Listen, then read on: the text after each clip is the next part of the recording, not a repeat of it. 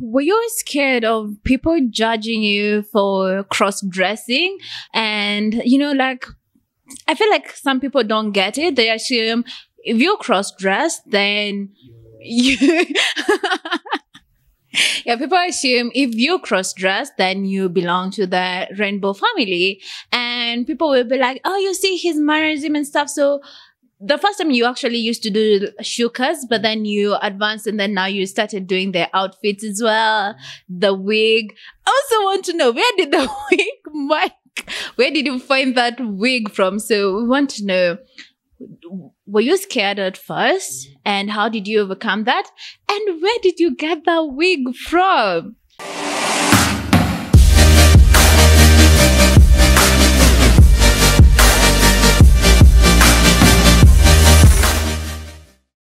Hey everyone, my name is Honey Petra, and today I am joined by one of the most funniest content creators that we have in Kenya.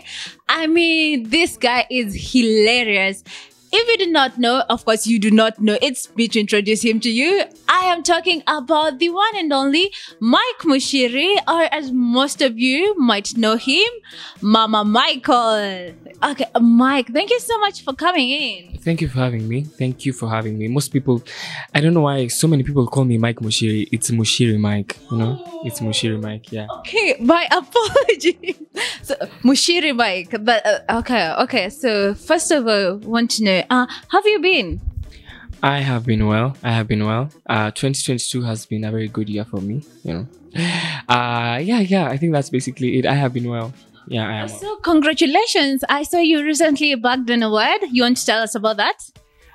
Thank you, first of all. I won Best Influencer Digital Media Awards. It's something that happens every single year. Okay. Best Influencer.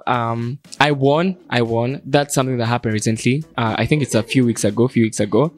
Yeah, and I have the award at home. If you guys want to see it, hit me up on my socials.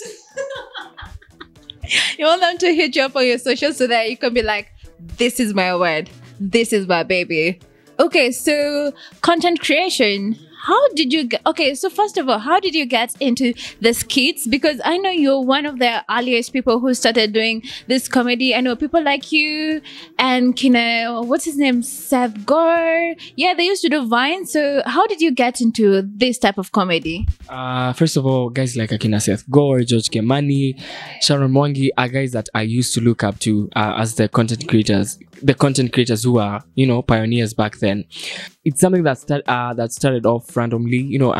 It started off out of boredom, and I was like, the first video I did, like, it blew up, it went viral, it got so much attention. I did not think that it would get as much attention as it did, but yeah, I was like, okay, I'm actually enjoying doing this, and I'm getting, viewership, audience, and I'm getting noticed on social media, so let's do this. Like you've said, your first video got a lot of interaction, but before that, like, were you scared like people might not like it, or you might flop? Were you scared like you get negative comments and stuff? Did that happen? Yeah, it definitely happened. I used to hesitate, and I think I speak on behalf of so many content creators by saying the feeling does not go away. We still hesitate before we post any video, because there's always the perspective of, what will people think of this, what will people think of me. Okay, not entirely, not like mostly, but there's still that aspect of, not being sure of, what you do. I think I'd call it imposter syndrome, if I'm not wrong. But yeah. So, Mama Michael.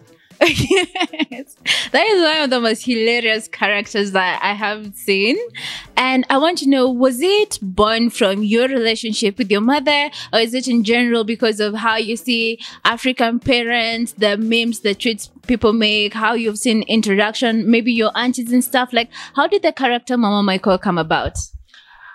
I am a very observant character. I am very observant. I am constantly looking for content. We could be sitting here, useme kitu, I'm like, well, that's a good idea for a piece of content. I could be hanging out with my family, with my friends.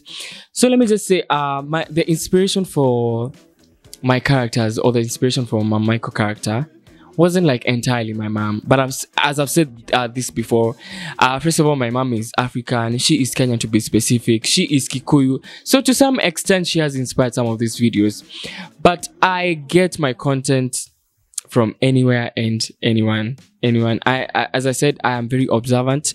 I am constantly looking for content in the way people interact with other people, in people's mannerisms and all that kind of stuff. Yeah, I get that, but like, how did Mama Michael first come about? Like, how did you think, like, I'm just going to put the shuka around myself, I'm going to sit here and, you know, make fun or something, or like critique myself, like pretend like I'm my mom and, you know, give back these answers? Like, how did that come about?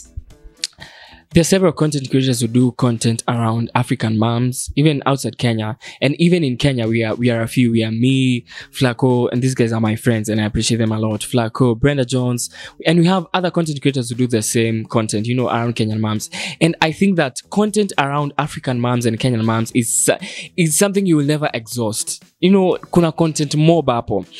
And kuna content mob. And I think it just clicked, you know. Like my first video was an African parent, a Kenyan mom to be specific, trying to pronounce the name WhatsApp, you know, wanasemanga WhatsApp, you know, like they can't say WhatsApp.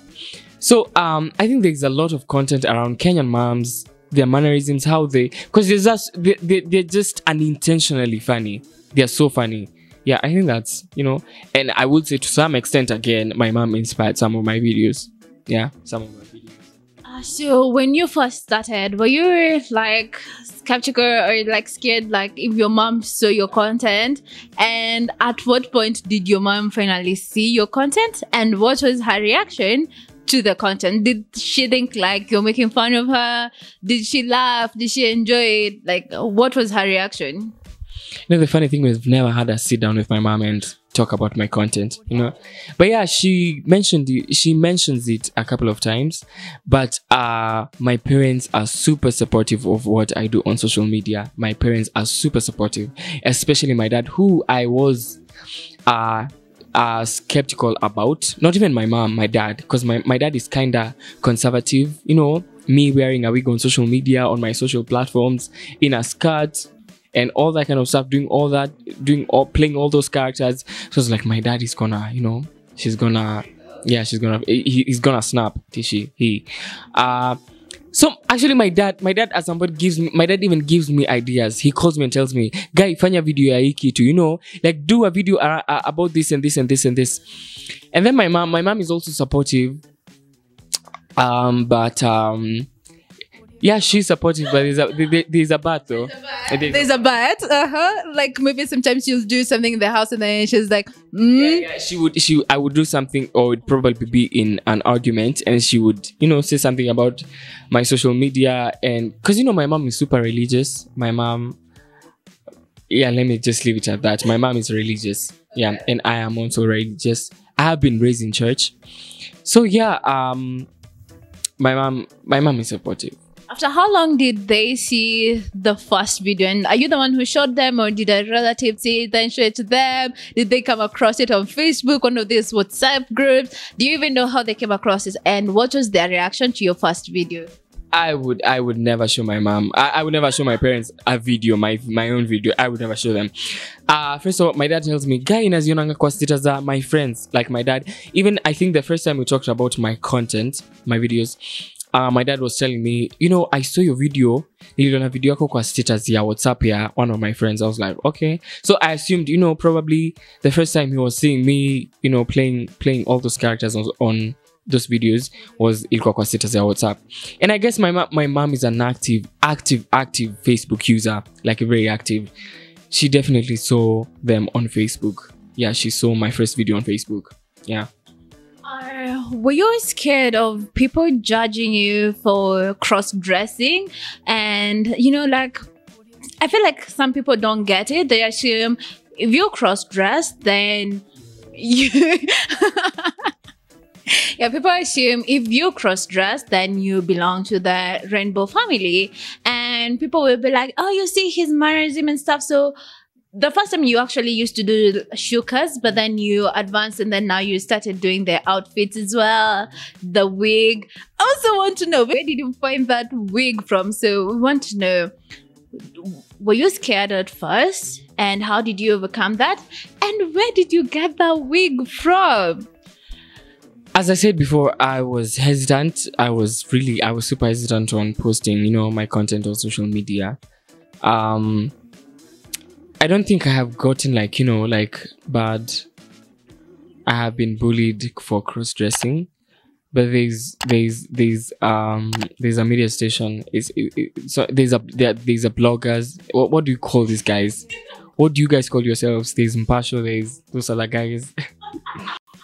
Bloggers. They wrote something about me cross-dressing. It wasn't bad, but sometimes you're like, I specifically don't like that name. But but social media is a kitchen. It's a kitchen, and if you're not ready to receive the hot, the cold, everything, then the spicy, everything, then you shouldn't be in it. Yeah, just expect anything and everything, the positive, the negative, the bullying, and every single thing. And the wig, my friend helped me. I got it from River Road, Nairobi. You just went and then you were like, this is the one. Actually, my friend and I actually had to cut after, and we told that whoever was selling those wigs to Kamambia, please get us the ugliest wig you have, the tackiest, the ugliest, and just the most horrible wig you have. And she gave us that one, and I agree, it's really a bad wig. I personally, if I found my mom in that wig on the spot, Namambia on the spot, mom toi kitu. Yeah. Oh my god, first of all, I feel like you did kind of throw shade at us being like, blogs, what are you guys called? But I will just let that pass because you've been making me laugh. So, so moving on, I want to know, you've been into content creation, but people don't know like Mike the person. So what did you study in campus, and are you practicing what you studied? Because I feel like most people, okay, before you answer a question, most people assume because you're a content creator, you must have done media. I was in Daystar. I was doing biomedical science. So biomedical science is mainly research on, medicine. It's a medical field. It's very clinical. It's mainly research. Okay, Mike, we get it. You're smart and funny. Thank you. I am smart. I agree. And currently, I am a full-time creator. Like, that's what pays my bills. I am a full-time creator. I also sing, by the way. I have not mentioned that I am also a gospel musician. I released my first single last year in May in 2021. It's called The Upper Experience. I am currently working on an album. It's called Sounds of the Last Days. It will be available in all digital music stores. So stay tuned. It will be out tentatively in a month or two. So stay tuned. Okay, a jack of all trades. You're funny, you're smart, you sing. What don't you do? What don't you do? So, Mike, how did you transition from biomedical to content creation? And do you think, like, in the near future, you have plans of pursuing what you studied? Yeah. Okay, I did biomedical science. I'm in the process of doing my master's. Master's in global health policy and advocacy. I have said this in a couple of interviews. I am an enthusiast when it comes to policy making, administration, leadership, public speaking, and all that kind of stuff. And that's why I chose to do the masters. I resolved to, do the masters I'm planning to do. And I want to be, as a young person, I want to be involved in the policy making, especially when it comes to the health sector. In the policy making, in advocacy, not only in the Kenyan or the African space, but also in the global space. Yeah, and probably in the foreseeable future, as a creative, I want to see myself in the global space in the creative industry. Yeah. Hey, so Mike the person, what are your hobbies? Like, what's that you saw on fire? Like, when you're not being Mama Michael, what fun activities do you like pursuing? I love movies. Ugh, I rarely leave my house, but anyway. I love movies. I love reading books. I love swimming. I love swimming a lot. And I love hanging with my friends and trying out new restaurants, eating and all that kind of stuff. I guess the content aside, I'm just a normal person. Okay, now back to the content. How does it feel? Because I've seen sometimes people try and compare you to other content creators who do the same line of skits as you do. How does it feel constantly having been compared to people and having to be like, I'm not copying their content, they're not copying my content, we're in the same space? People sometimes forget that you guys are friends. Like, I'm assuming sometimes someone can actually call you and be like, do you think this skit would work? I might want to do this and this. Like, so how do you feel with people comparing you to other content creators? The industry is very big. The cake is too big. The cake is too big for all of us. If you can do what I do in a better way, why not do it? Just do it. And then again, creativity is such a vast resource. It's such a vast resource. Only that tapping into it is kind of exhausting, but creativity is a vast resource.